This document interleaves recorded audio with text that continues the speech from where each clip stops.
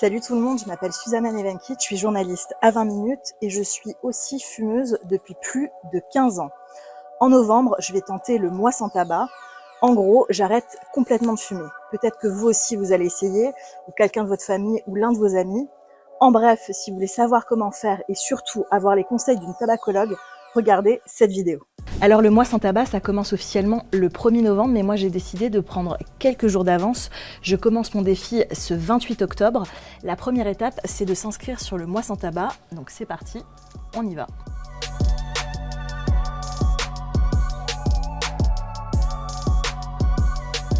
Et enfin, dernière question, est-ce que j'ai déjà participé aux précédentes éditions de Mois sans tabac? Oui, j'ai participé, j'avais pas réussi.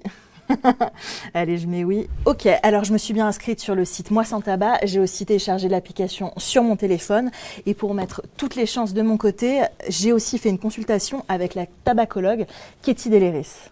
En fait, il y a 3 dépendances. La dépendance physique, c'est le besoin de nicotine. Ça, c'est dans votre cerveau, vous avez habitué votre corps à recevoir de la nicotine et vous avez donc des récepteurs à la nicotine qui se nourrissent de nicotine.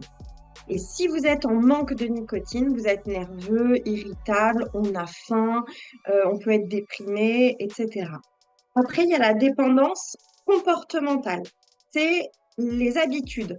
Je viens de finir un repas, j'allume une cigarette. Je bois un café, j'allume une cigarette. C'est les réflexes qu'on a acquis au cours de sa vie de fumeur et qui sont devenus un peu comme des automatismes et en fait, on réfléchit même plus. Donc, il y a la dépendance physique, la dépendance comportementale et la dépendance psychologique. C'est le fait de gérer ses émotions avec la cigarette. Je suis énervée, je vais aller prendre la cigarette pour me calmer. Ou au contraire, je passe un super moment joyeux dans un bar avec des amis, etc. Je vais avoir envie de fumer. Alors là, il y a et du comportemental et l'émotion joie qui fait qu'il y a les deux qui sont mélangés. D'ailleurs, souvent, c'est un peu des trois mélangés, hein. Alors je vous donne quelques conseils pour les dépendances comportementales et psychologiques. D'abord, essayez de changer vos habitudes. Si par exemple vous fumez votre première cigarette avec votre café le matin, prenez plutôt votre petit déjeuner ou une douche pour changer l'ordre des choses que vous faites. Autre exemple, si vous fumez lorsque vous ennuyez, que vous êtes en colère ou stressé, essayez de préparer une liste de choses à faire à la place de la cigarette. Par exemple, appeler un ami pour prendre des nouvelles, écouter une chanson sur votre téléphone. En bref, essayez de trouver autre chose pour gérer ces émotions-là. On passe maintenant à la dépendance physique. Donc moi, j'ai fait un test et j'ai une dépendance importante à la nicotine. Pour réussir ce mois sans tabac, je vais vous montrer tous les outils que je vais utiliser. Des patchs, des chewing-gums à la nicotine et aussi une cigarette électronique. La tabacologue nous explique comment nous servir de tout ça. On l'écoute. Première chose, on met le patch. Le patch, c'est la base. Donc le patch se colle le matin, ça j'insiste bien, c'est pas le soir avant de dormir, c'est le matin parce que en fait la nicotine, elle n'est pas en diffusion continue. Ça va mettre à peu près 2-3 heures avant d'être au maximum de son efficacité. Après, il y a un plateau et après, ça rediminue pour que la nuit, on ait justement la dose minimale.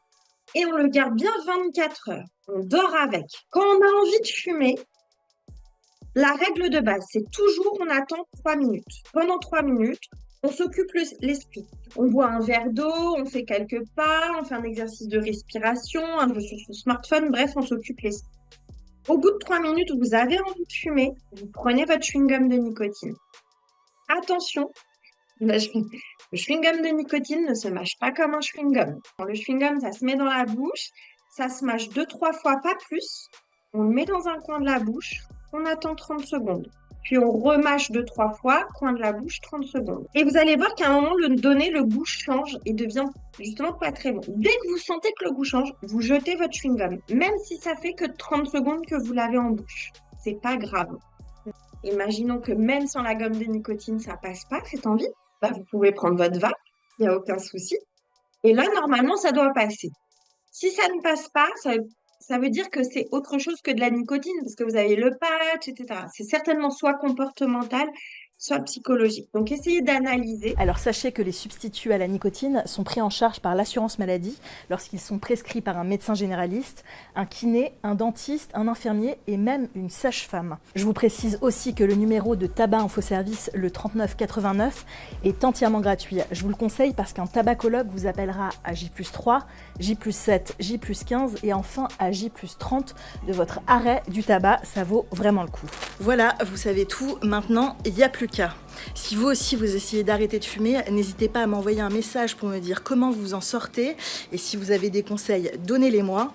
Je vous propose qu'on se retrouve la semaine prochaine pour faire un point ensemble. J'ai aussi pris rendez-vous avec une hypnotiseuse, donc je vous montrerai tout ça.